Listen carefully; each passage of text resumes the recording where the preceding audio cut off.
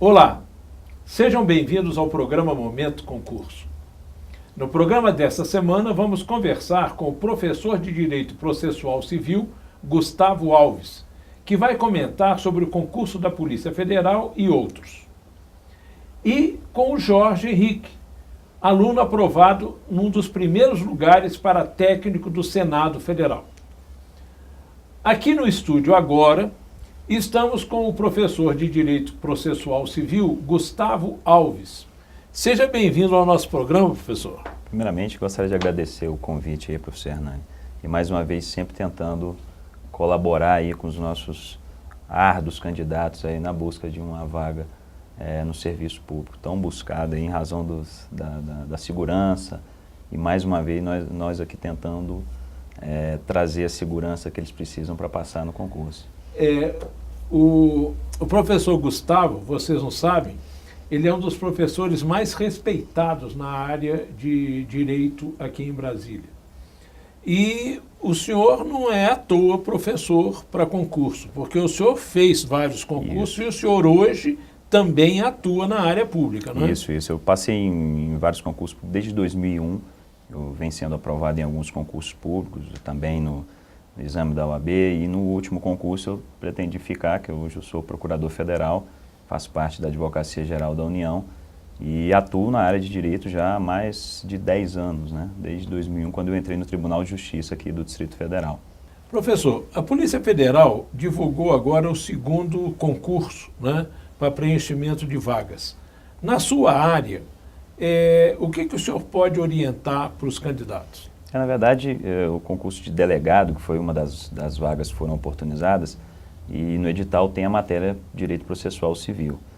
Na verdade, esse edital ele modificou praticamente todo com relação aos editais anteriores. Então isso, por um lado, deixou o candidato um pouco apreensivo, porque ele já vinha se preparando com base no edital anterior. Aí sai agora o edital com algumas modificações, mas nada que possa trazer prejuízo ao bom estudo, né?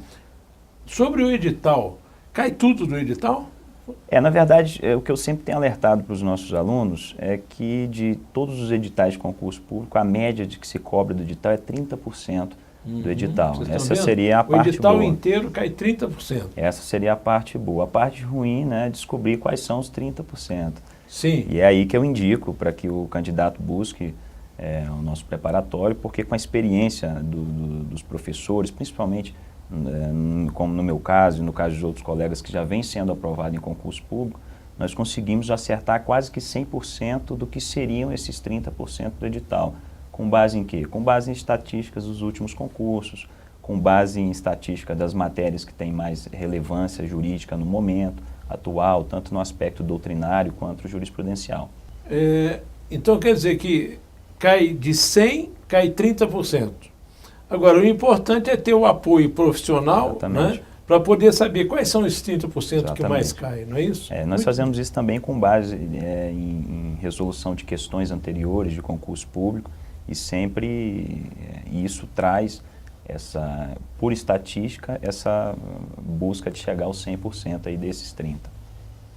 Olha, a demanda de policiais federais é muito grande em função da Copa do Mundo e das Olimpíadas. A demora na liberação dessas oportunidades pode atrapalhar esses eventos? Quer dizer, demorar muito para vir esses concursos? Claro. Na verdade, uma etapa de concurso público, principalmente o concurso da Polícia Federal, que ele é disposto em 3, 4 fases, e ainda depois tem o curso de formação, que é um curso que normalmente dura por média de 1 mês, 2 até 3 meses. Ele é um concurso que demanda um tempo. Então, a média, desde a primeira etapa até a última etapa, chega algo em torno de 6 meses. E aí depois ainda tem a fase de necessidade de dotação orçamentária para poder contratar. Então, tudo isso aí, dentro do planejamento, demanda um tempo. Obviamente que se atrasar, pode atrapalhar aí os preparativos para esse grande evento que nós vamos receber aí. Mas com certeza eles vão ter que se apressar para poder mas já estão se apressando. Isso, aberto o edital, creio que até o final do ano, os candidatos aprovados já estejam tomando posse. Sobre o concurso da Polícia Federal, né, quais são as vantagens oferecidas pelos cargos da Polícia Federal? Na verdade, é a questão da remuneração, que dentro de cada área de atuação Tem a do delegado, que é a maior, e a dos outros cargos que são praticamente equiparados. Sim. E além dos adicionais que eles recebem em razão de algumas atividades que eles exercem, né? Questão de local da prestação de serviço, questão de plantão, todas essas vantagens que são especificadas no próprio estatuto lá da Polícia Federal. E a respeitabilidade também, exatamente, né? A gente até costuma brincar entre os profissionais do direito que o poder de fato realmente é do policial, né? Sim. Enquanto que alguns têm o poder da caneta que representa, agora o poder de fato e o respeito, a respeitabilidade realmente é do policial, que exerce esse papel não só de investigativo, mas de proteção também da sociedade como um todo. Pois é. Eu queria que vocês prestassem atenção, né, nesse nome, professor Gustavo Alves, porque ele vem crescendo assim em termos de respeitabilidade assustadoramente. A gente tem ficado assim muito feliz de ver o seu sucesso perante os alunos que são aprovados, como citam as suas aulas, etc. Né? Muito obrigado. E eu queria que o senhor terminasse deixando para o candidato uma última palavra, né? E deixando o seu e-mail também para alguém que queira entrar em contato. Cara, vou deixar primeiro o e-mail, então é gustavo.alves@vesteconcursos.com.br.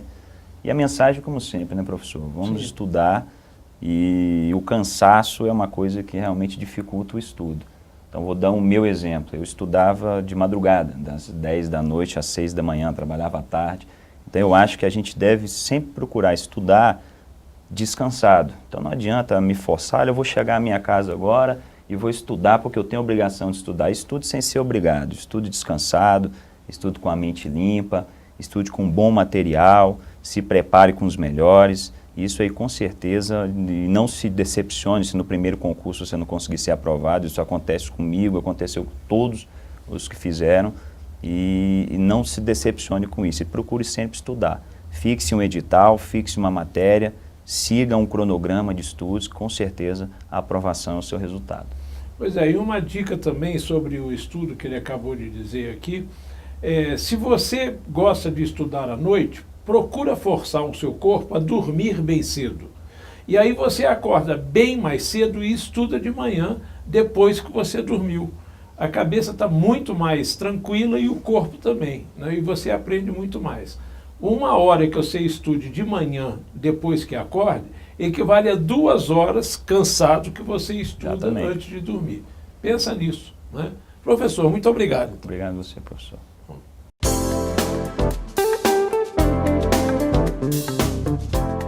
No quadro Direito do Candidato de hoje, nós vamos tratar de concursos com questões clonadas. Imagine que você chega para fazer uma prova e você, de repente, percebe que tem ali 10 questões dessa prova que você já conhece, porque você havia feito um outro concurso onde caíram essas questões. Para você é bom, mas é péssimo para os outros candidatos. Por quê? Porque você está sendo privilegiado, concorda? Pois bem, a questão clonada fere um princípio básico da Constituição que diz que todos os candidatos a concursos públicos devem ter igualdade de condições. Então é impossível, sobre a lei, sobre o prisma da Constituição, que possa haver provas com questões clonadas, porque quebra a isonomia entre os candidatos. Aqueles candidatos que já conhecem aquelas questões, porque já fizeram outras provas, têm muita vantagem em relação a outros. Recentemente houve concurso com 40 questões repetidas, 40 questões clonadas de outros concursos. Ora, esse concurso deveria ser anulado. Não foi. Ora, e por que isso acontece? Simplesmente porque não existe uma lei que determine como se faz uma prova. Se você acha necessária uma lei que evite questões clonadas para dar isonomia aos candidatos, entre no site www.ampac.org.br, participe do abaixo-assinado Concurso Público Quero Lei e o divulgue para todos os seus amigos e amigas. Não basta ficar parado esperando que as coisas melhorem. Você é responsável por melhorar os concursos públicos.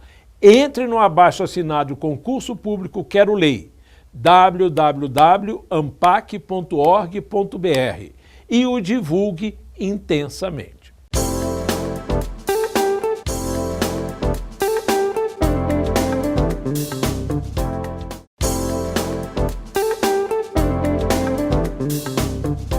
Olá, estamos aqui para entrevistar um jovem vitorioso, o Jorge Henrique. Jorge Henrique fez um concurso para o Senado Federal, não terminou a faculdade ainda, com o 2º grau, foi um dos primeiros colocados na prova e já está, né, garantido que vai ganhar R$13 mil por mês. Muita gente descobriu que fazer um concurso dá a estabilidade e o profissionalismo muito mais cedo. Ele agora, né, já com 13 mil por mês e já com uma situação tranquila, ele vai poder fazer o curso superior que ele queira e fazer do futuro dele o que ele queira. Jorge, em primeiro lugar, bem-vindo aqui ao programa Momento Concurso. Obrigado. Como ex-aluno Vestcom aqui, a gente quer conversar com você, porque você é um exemplo de vitória. E eu gostaria que você dissesse, né, como é que você se sente, né?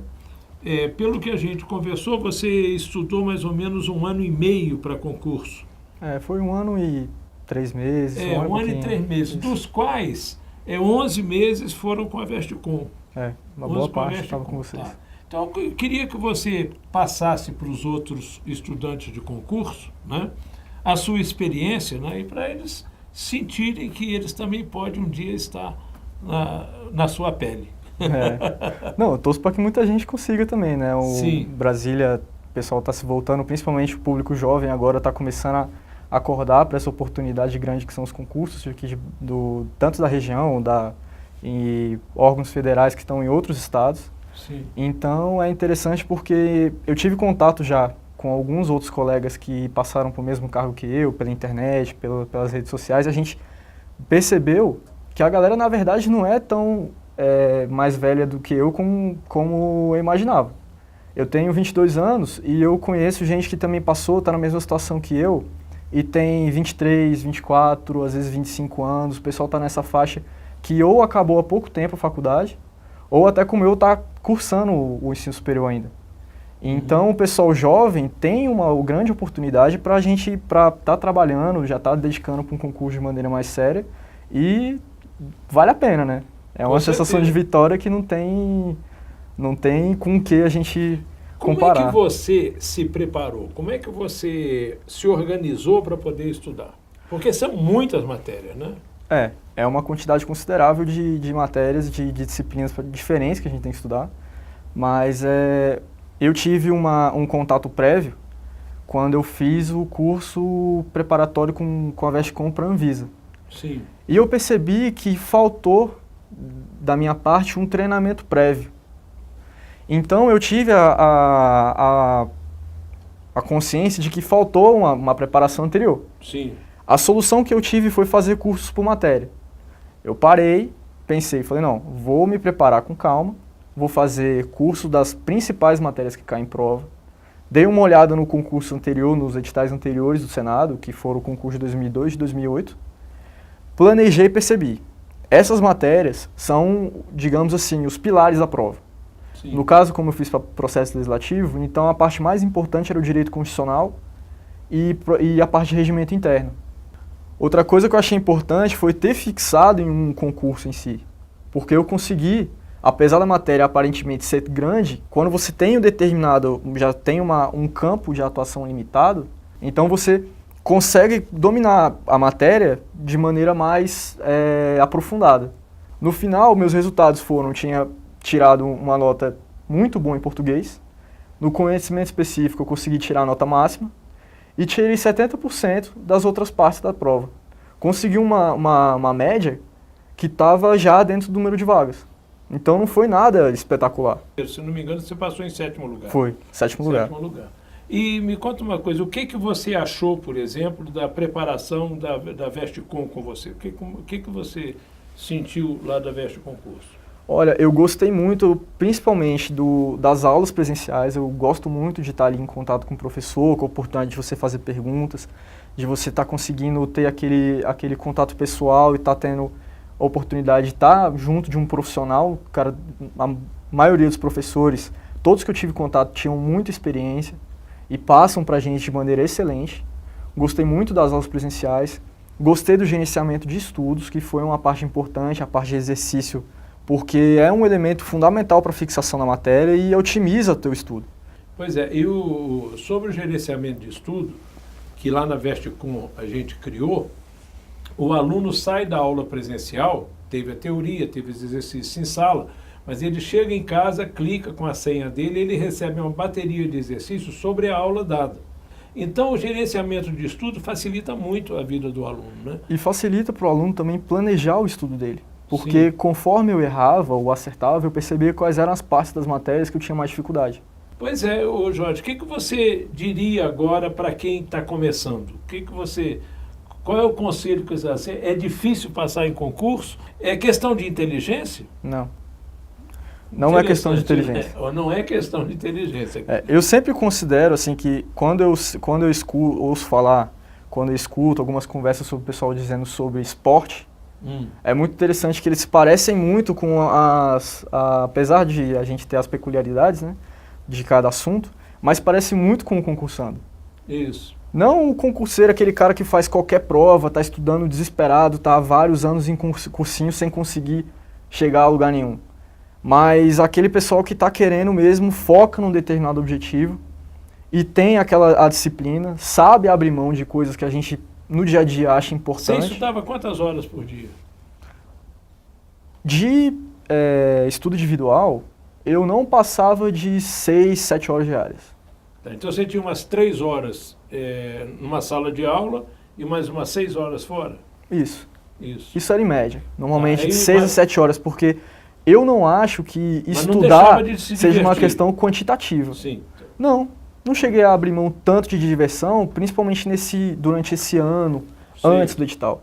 O Jorge, com 21 anos, ele sintetizou nas palavras dele o que muitos sábios dizem, que o sucesso não é questão de privilégio, é questão de muito esforço, muito suor, muita determinação, né? Se você tiver foco e se organizar, você chega lá, não é isso? Então, essa comparação que eu faço com o pessoal que é atleta, são 2 virtudes muito importantes que eles têm. A primeira é a disciplina. Sim. Que é você manter, se você teve um planejamento de estudo, você fazê-lo mesmo, sem tentar se enganar. O planejamento de estudo não é para você mostrar que está estudando, é para você fazer o seu papel.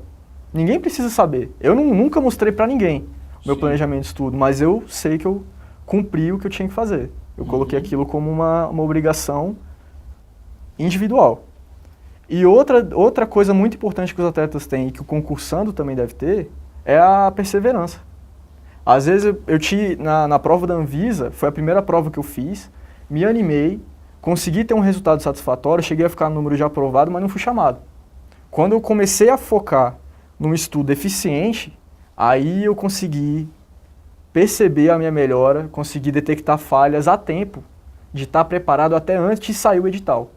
Na hora que saiu o edital, só era controlar tempo de redação, tentar fazer a mesma redação num tempo menor, fazer revisão, fazer prova anterior, fazer fluxograma, fazer várias técnicas de mapa mental, aqueles resumos que os alunos gostam muito de fazer, que é importante para você ter forte na memória a matéria, para você se safar mais rápido da questão. Então o estudo tem que ser antes do edital. Depois que sai o edital, ele simplesmente faz o fechamento da preparação deles, Isso. é isso? Eu acho que no momento que sai o edital, é aquele momento de você só estar ali, como se a gente dissesse, aparando as arestas, né? Sim. A gente fazendo aquela preparação final. Eu nunca cheguei a estudar, assim, 10, 11 horas por dia, porque eu sei que meu rendimento já vai lá embaixo. Mas eu tentei organizar horários de 1h30, estudava, depois ia para a aula, voltava, estudava, dava um intervalo de 10, 15 minutos, depois estudava de novo uma outra matéria para você estar sempre tá com um rendimento satisfatório. E nessa rotina de estudo, eu cheguei bem preparado antes do edital. Quando saiu o edital, eu falei, não, agora é hora de fazer a última revisão, treinar, para quando chegar eu estar com ritmo de prova. Eu quero te desejar muito mais sucesso na vida inteira. Obrigado. Quero te dar os parabéns e dizer que você é um exemplo para essa juventude toda, porque tão novo e já com tanta clareza de pensamento e de percepção da realidade. Isso é um exemplo. Não, eu acho Parabéns. que assim, principalmente o pessoal jovem, Sim. tem que acordar para essas oportunidades. Pelo menos comigo funcionou. Então, mais uma vez, Jorge, parabéns. Obrigado. E sempre que você quiser voltar aqui, quiser bater um papo com os concursandos que estão no momento, você vai ter um espaço aberto aqui. Tá ok. Bom? Obrigado a você.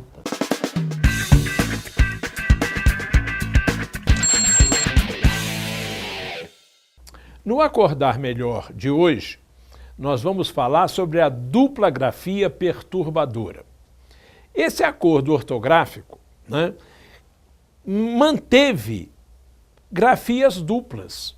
Veja só, pré-embrião pode ser escrito com acento no E e hífen, ou pode ser escrito sem acento e sem hífen, pré-embrião.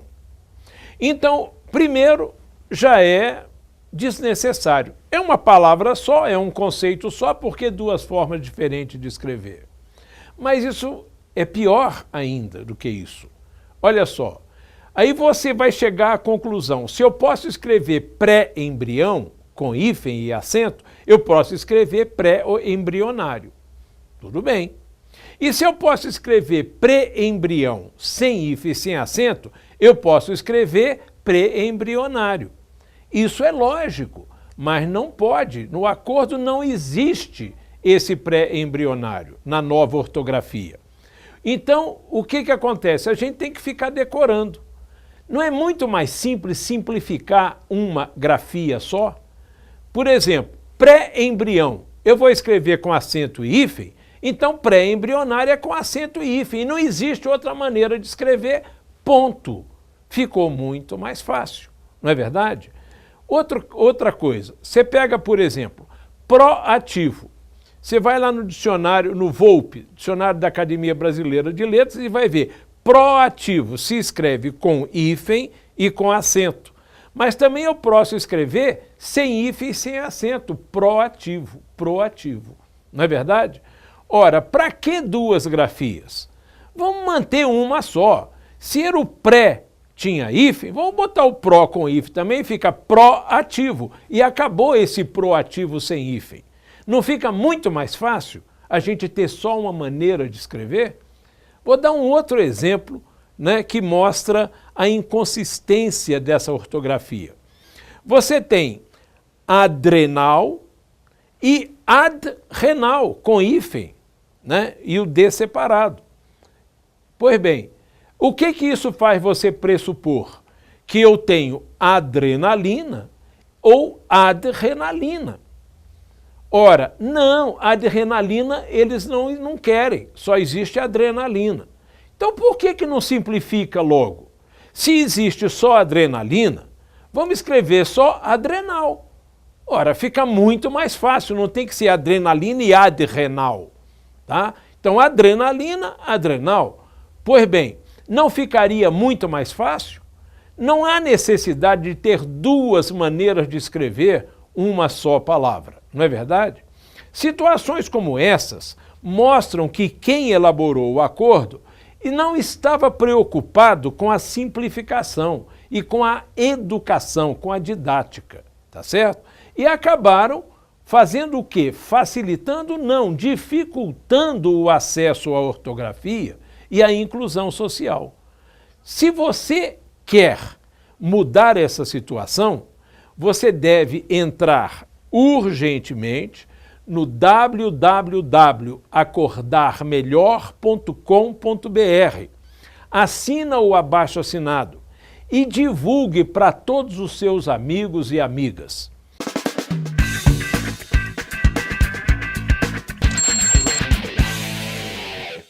Em todo concurso, um dos assuntos de língua portuguesa se chama ortografia. E dentro da ortografia você tem a acentuação gráfica.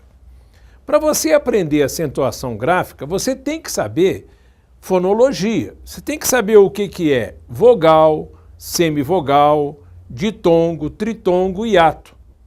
Então, para isso, nós vamos começar com algumas aulinhas. Agora vamos ao conceito de consoante. A origem da palavra é cum sonare, que significa soar em companhia de, soar apoiado em. Então, consoante é qualquer fonema que se apoie em vogal e que não seja semivogal. Semivogais são só os sons I e U pendurados em vogal. O resto que tiver pendurado em vogal é consoante. K, Ra. Qual é a consoante? K, K. Fala comigo. K, K. A, K. K, A, K. K, A, K. R, G, T, T, B. Tudo pendurado em vogal. Se eu quiser ver só as vogais, estão elas aqui, ó. A, U, A, Caraguatatuba. Cadê as consoantes? São os que estão pendurados nas vogais. Ah, aqui não tem nada pendurado, tem o U, que é uma semivogal.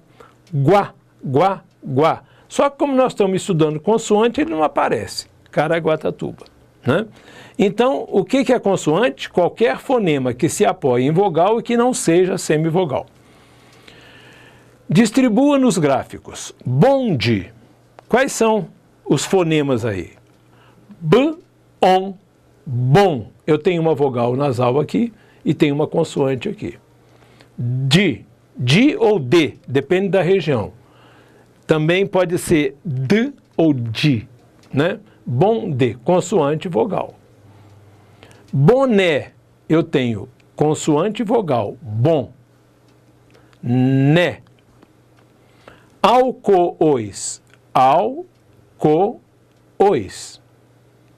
Agora que nós já estudamos as consoantes, convém a gente voltar em semivogal, porque o M pode ser semivogal, né? Você sabia que as semivogais I e U podem ser representadas pela letra M? Veja só. Iam. Como é que você pronuncia isso? Ão, ão. Vogal nasal, semivogal. E o que está mostrando que essa vogal é nasal e que tem semivogal? É o M. Então, na realidade, o M é igual a nasalação e é uma semivogal. Então, o M é igual a nasalação mais uma semivogal. Então, o M nasala o A e ele é uma semivogal. Veja bem, como é que você pronuncia? Bem, bem, bem.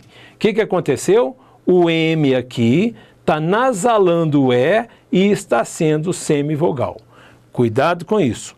O M é consoante quando ele vem depois e se pendura na vogal. Ma, me, mi, me, mo, etc. Tá? Distribua nos gráficos a frase: ela passou bem o vestido. Ela é lá.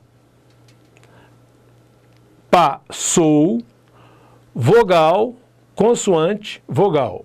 Vogal é consoante, vogal, consoante.